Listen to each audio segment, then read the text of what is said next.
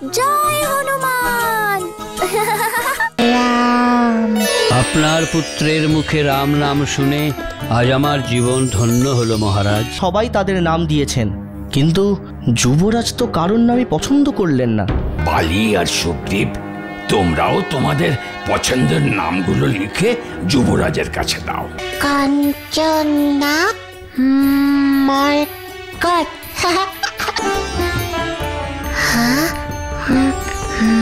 মারুতি। মা, মা, আমার নাম মারুতি।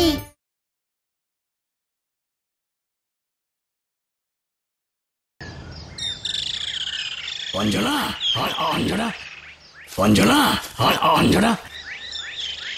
তোমরা এখন যাও, মহারাজ আসছেন। আসুন মহারাজ। হ্যাঁ মহারাজ, বলুন। একটু আগেই বদ্রিকা আশ্রম থেকে ঋষি বিশ্বম্ভরের শিষ্য এসে খবর দিয়ে গেলেন যে আগামীকাল স্বয়ং ঋষি বিশ্বম্ভর আমাদের প্রাসাদে আসবেন আমাদের সন্তানকে আশীর্বাদ করতে। বাহ, এ তো খুবই ভালো খবর মহারাজ। স্বয়ং ঋষি বিশ্বম্ভর আমাদের সন্তানকে আশীর্বাদ করতে আসছেন। নামকরণের আগে তার মতো ঋষির আশীর্বাদ পাওয়া সত্যি খুবই ভাগ্যের বিষয়। জানো অঞ্জনা, গত 50 বছর ধরে ঋষি বিশ্বম্ভর কোনো কথা বলেননি। শুধু যখন তিনি নারায়ণ পুজো করেন তখনই নারায়ণ মন্ত্র জপ করেন। এসবই মহাদেবের কৃপা।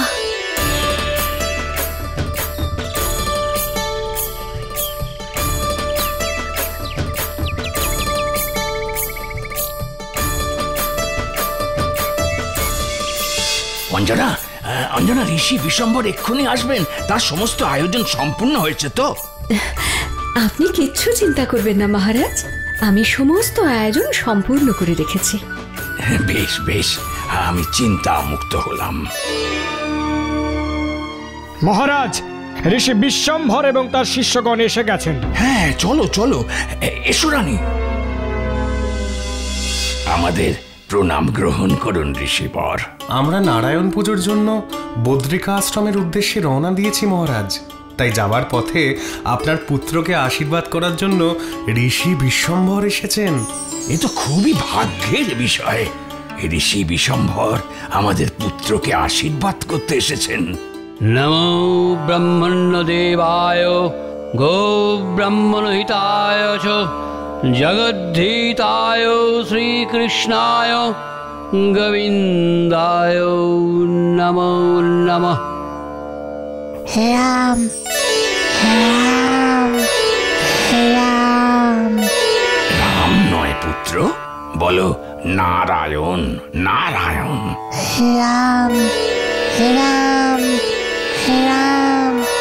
আপনার পুত্রের মুখে রাম নাম শুনে আজ আমার জীবন ধন্য হলো মহারাজ। স্বয়ং ব্রহ্মা এসে আমায় বলেছিলেন, যেদিন কোনো বালকের মুখে রাম নাম শুনবে সেদিন জানবে জগতে বিষ্ণু অবতার এবং তার পরম শিষ্যের জগতের সংকট মোচনের জন্য আবির্ভাব ঘটেছে।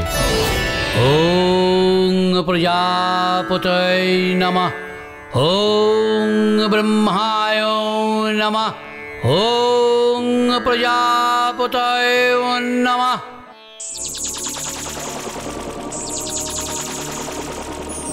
বিশ্বম্ভর, বিশ্বম্ভর। কে কে? প্রজাপতি ব্রহ্মা, আপনি এসেছেন প্রভু। আমি ধন্য, আমি ধন্য প্রভু, আমার সাধনা ধন্য। হ্যাঁ বিশ্বম্ভর, আমি প্রজাপতি ব্রহ্মা। আমি তোমার সাধনায় মুগ্ধ হয়েছি বৎস। বলো, কি চাই তোমার? প্রভু, প্রভু, আমি শুধু এটুকুই চাই, সমস্ত জগৎ সকল সংকট মুক্ত হোক, রোগ ব্যাধি সকল প্রকার দুঃখ কষ্ট থেকে সকল মানুষ মুক্ত হোক। আমি শুধু এটুকুই চাই, আপনি আশীর্বাদ করুন প্রভু, আপনি আশীর্বাদ করুন। তা তো সম্ভব নয় বৎস। সমস্ত জগতের সকল পীড়া ব্যাধি মুক্ত করা সম্ভবপর নয়। সুখ দুঃখ মিলেই মানুষের জীবন। একজন আছে বলেই অন্যজনের অস্তিত্ব আছে। তাই দুঃখ যদি না থাকে তাহলে সুখ একলা থেকেই বা কি করবে? ওহ, তাহলে আপনি আমায় বরদান করবেন না? আমার এতদিনের সাধনা কি বিফলে যাবে প্রভু? না বৎস, বিফল যাবে না। তোমাকে এর জন্য আরও কিছুদিন অপেক্ষা করতে হবে। স্বয়ং বিষ্ণু যে কাজের দায়িত্ব নিয়েছেন সে কার্য সফল যে হবেই তা তো অবশ্যম্ভাবী।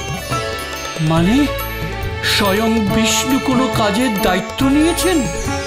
আমি ঠিক বুঝলাম না প্রভু।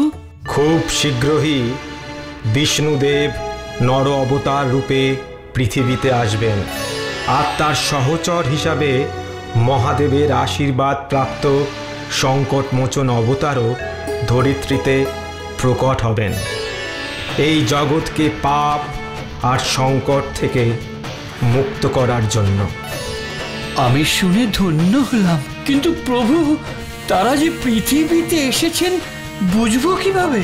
যেদিন কোনো ছোট বালকের মুখে তুমি রাম শব্দ 3 বার উচ্চারিত হতে শুনবে, সেই দিনই জানবে জগতে বিষ্ণু অবতার আর তার সংকটমোচন সহচরের আগমন ঘটেছে। আমি অধীর আগ্রহে সেই দিনের অপেক্ষায় রইলাম প্রভু। আজ এই মুহূর্ত থেকে আমি শুধু নারায়ণ মন্ত্র উচ্চারণ ছাড়া আর কোনো কথা বলবো না, এই আমার প্রতিজ্ঞা। যেদিন কোনো ছোট্ট বালকের মুখে রাম শব্দ শুনব, সেদিনই আমার মৌনব্রত পালন পরিপূর্ণ হবে। প্রণাম প্রভু, প্রণাম। আজ আমার মৌনব্রত সাধনা সার্থক হলো। ভগবান বিষ্ণু আপনাদের কল্যাণ করুন। প্রণাম নেবেন ঋষিবর।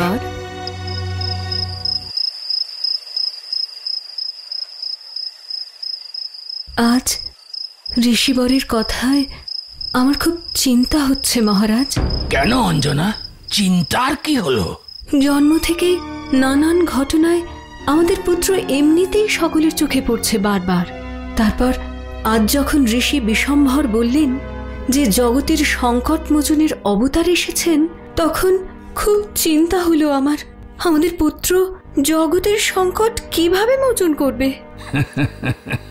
ও এই কথা। তুমি এক্ষুনি এত কিছু চিন্তা করো না রানী। যা হবে ভালোর জন্যই তো হবে। যার মাথার উপর স্বয়ং মহাদেবের কৃপা দৃষ্টি আছে, তার কোনোদিন কোনো খারাপ হবে না রানী। আপাতত আমি আগামীকালের নামকরণ নিয়ে একটু ভাবছি। স্বয়ং প্রভুর আশীর্বাদে আমাদের পুত্রের একটা ভালো নাম যেন হয়, এটুকুই চাই। জয় শিব শম্ভু। পার্বতী, কি হয়েছে? তোমায় বেশ চিন্তিত দেখাচ্ছে।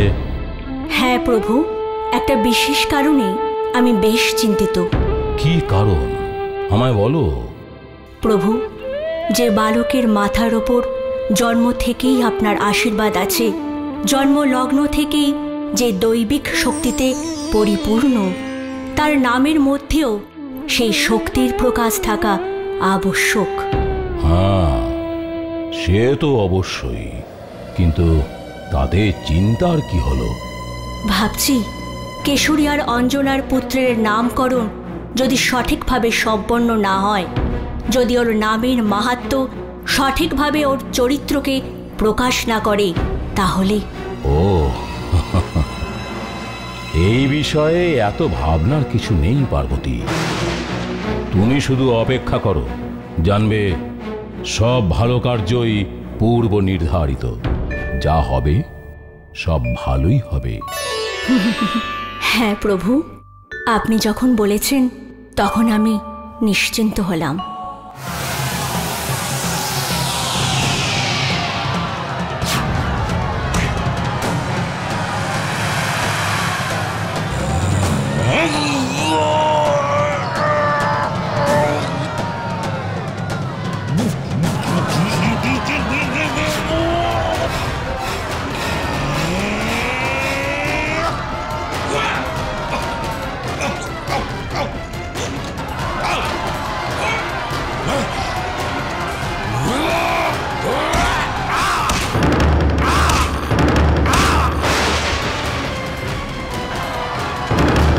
বাহ বাহ বাহ বাহ বাহ দাদা বাহ, তোমার কোনো তুলনা নেই দাদা।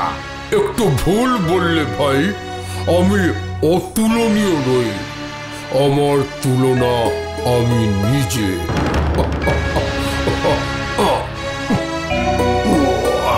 তা অবশ্য ঠিকই, আমি তো রোজই তোমার মল্লযুদ্ধ দেখি, আজ অব্দি কেউ তোমায় হারাতে পারেনি। আর পারবেও না।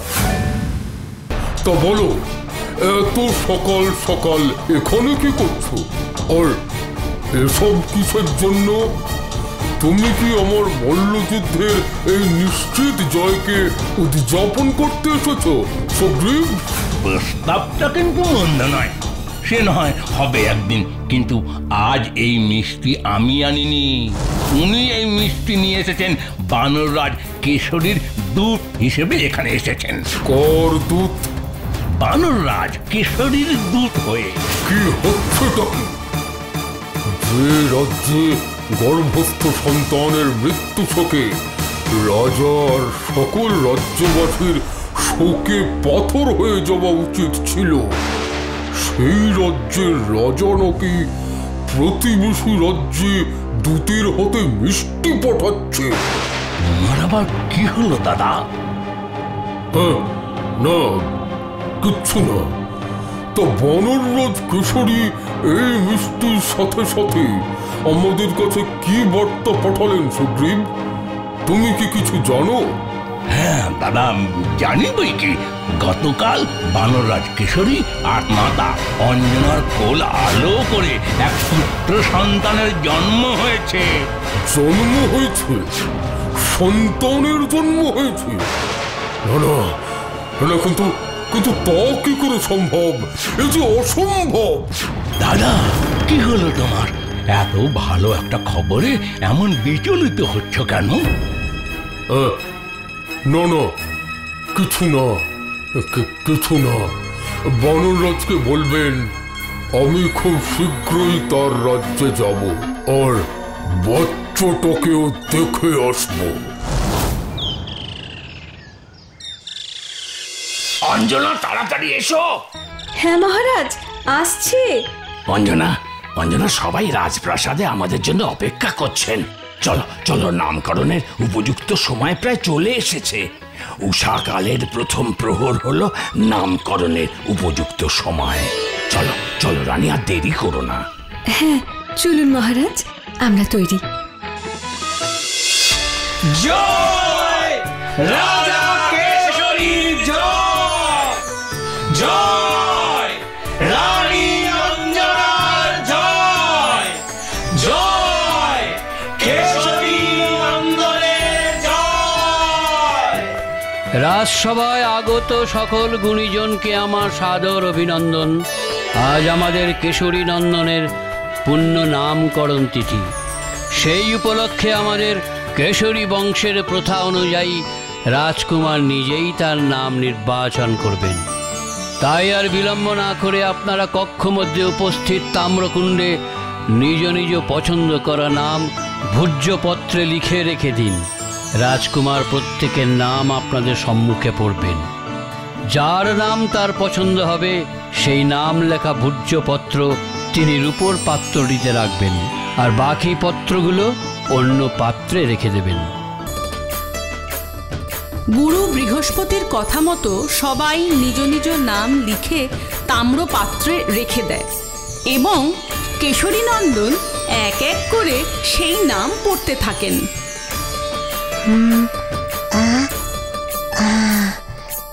মরিগৃহ, হরিশ্বর, সদানন্দ।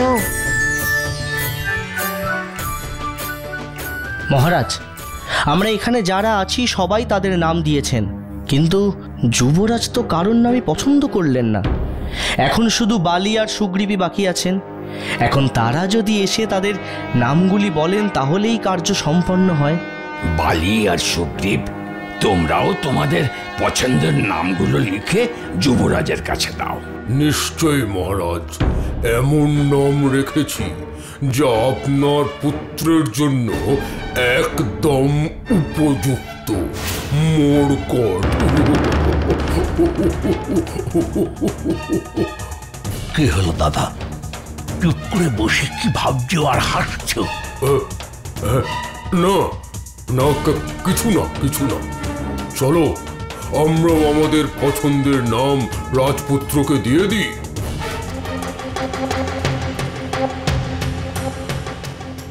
এই নাও ভাই সোনা, আমাদের পছন্দের নাম। আমার সোনা দাদা।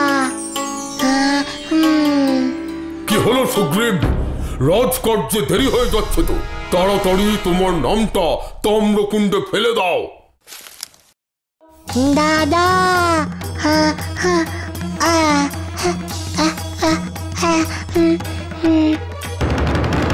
ছেড়ে দাও ভাই, এটা কি করছো? ছেড়ে দাও। ও মা, ছেড়ে দাও সোনা। দাদা ভাইকে এভাবে বিরক্ত করো না, ছেড়ে দাও বলছি। যাও যাও, নিজের নাম পছন্দ করো, যাও।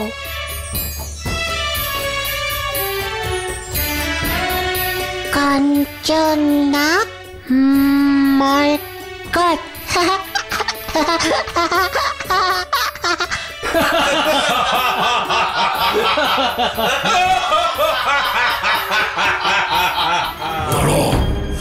দাঁড়া মরকট, দেখাচ্ছি মজা।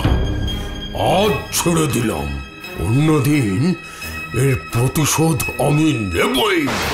সুগ্রীব আর বালির দেওয়া নামও কেশরী নন্দনের পছন্দ হলো না। রাজসভায় সবাই চিন্তিত। সভার মধ্যে শুরু হলো গুঞ্জন। জয় শিবশম্ভু, জয় শিবশম্ভু। এখন একমাত্র আপনি ভরসা মহাদেব। দয়া করে একটা পথ দেখান প্রভু, যাতে আমার ছেলের একটা সুন্দর নাম হয়। তোমার ইচ্ছা পূর্ণ হোক দেবী অঞ্জনা। তোমার পুত্রের নামকরণের জন্য উপযুক্ত নাম অবশ্যই পাবে। আমি আশীর্বাদ করছি। প্রভু, কেশরী নন্দনের নামকরণের জন্য আমি, লক্ষ্মী আর সরস্বতী মিলে একটা নাম ঠিক করেছি, মারুতি। পবনদেবকে সেই নাম বলেছি। এখন আপনি আদেশ করলে পবনদেব সেই নাম নিয়ে কেশরী নন্দনের কাছে যাবে। অবশ্যই দেবী, আপনার ইচ্ছা পূর্ণ হোক। যথা আজ্ঞা প্রভু। পবনদেব, পবনদেব। বলুন দেবী, কি আদেশ আপনার? আপনি আর দেরি না করে এক্ষুনি কেশরী রাজার রাজদরবারে যান। কেশরী নন্দনের নামকরণ প্রথা আপনার দেওয়া নামেই সম্পূর্ণ হবে। যথাজ্ঞা মাতা, আমি এক্ষুনি যাচ্ছি।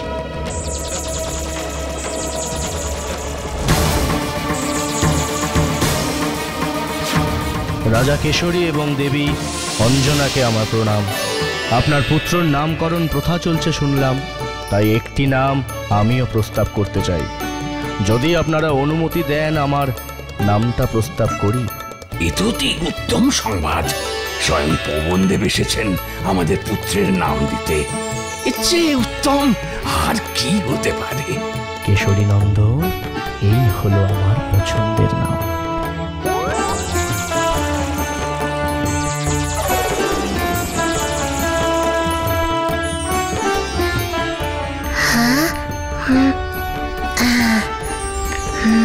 মারুতি, মারুতি। মা, মা, আমার নাম মারুতি। মারুতি, মারুতি।